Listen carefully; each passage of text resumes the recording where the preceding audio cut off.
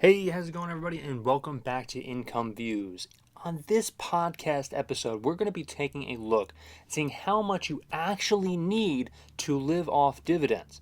And believe it or not, the answer is probably going to really surprise you. So keep on watching the entire video to really get a great sense of what SCHD is and how you could be making a living off of SCHD yourself.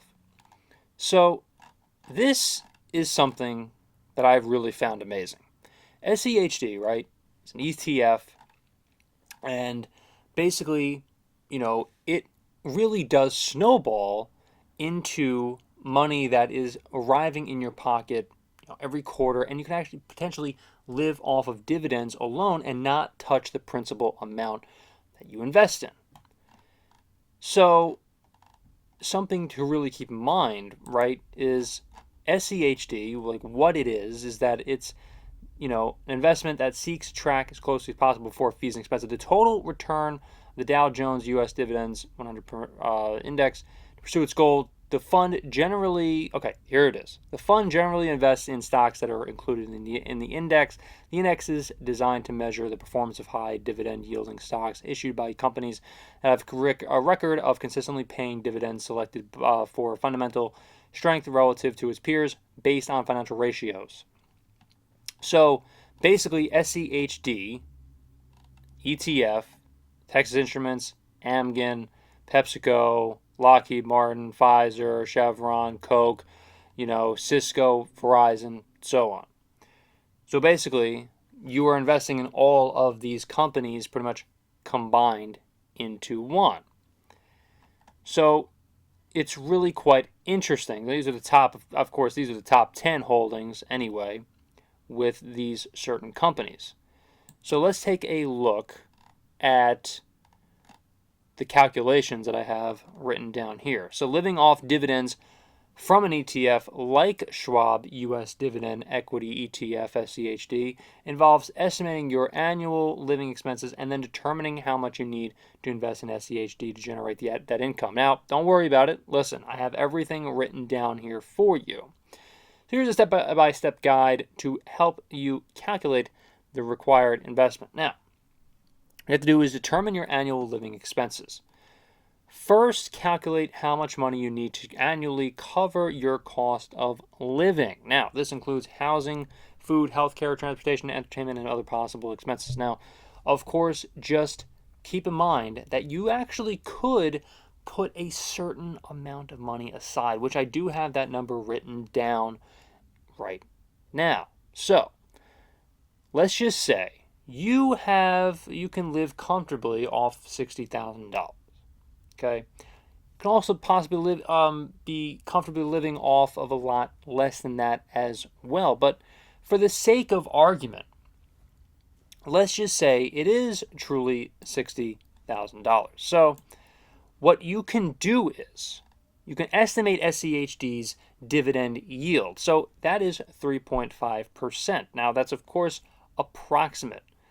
Now check the current yield on financial websites or your brokerage account as well. Now calculate the required investment. So what you do is the required investment equals annual living expenses over dividend yield. So the required expenses, you would approximately need $1,428,000, $471,000 invested in SCHD to generate $50,000 annually from dividends. Now, consider taxes and inflation as well. So taxes, depending on your tax bracket and location, dividend income may be subject to federal and state taxes as well. Calculate the after-tax dividend yield to get a more accurate estimate.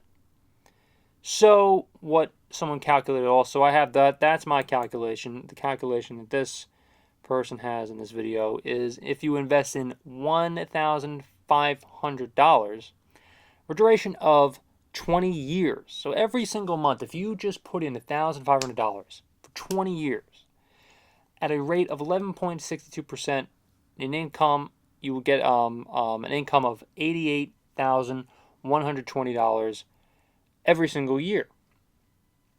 If after that 20 years occurs, of course. Now, keep in mind too if you do invest $1,500, per month, you just set that money aside for SCHD.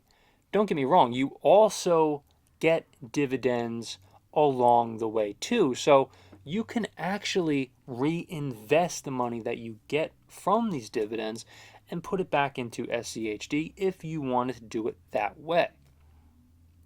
So that is something that you really should keep in mind when we're talking about SCHD.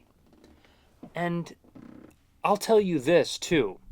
There are so many ETFs that are fantastic that really generate a great ROI for you. And there are a lot of pros of SCHD, like dividend focus, low expense ratio, performance, quality holdings, because really SCHD includes companies that are screened for quality and financial health, which can provide a level of stability for you and your portfolio in retirement.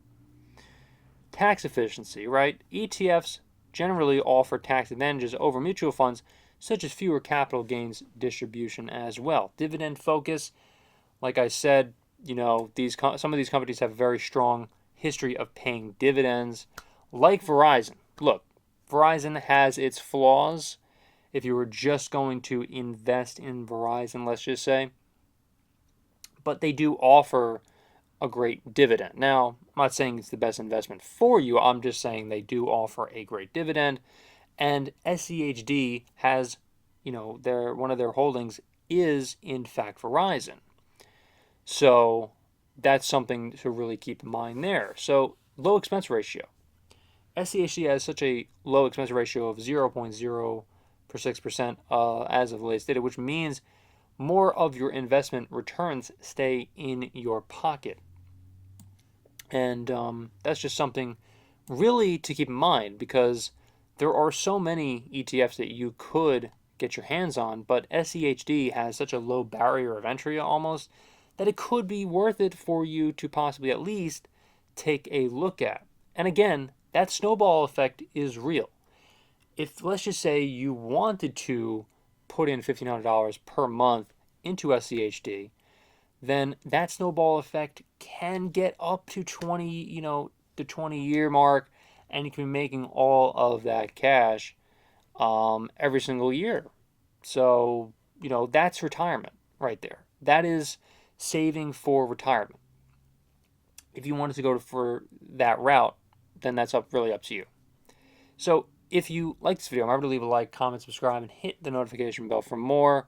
Thank you so much for watching, everybody, and I will see you hopefully in the next video.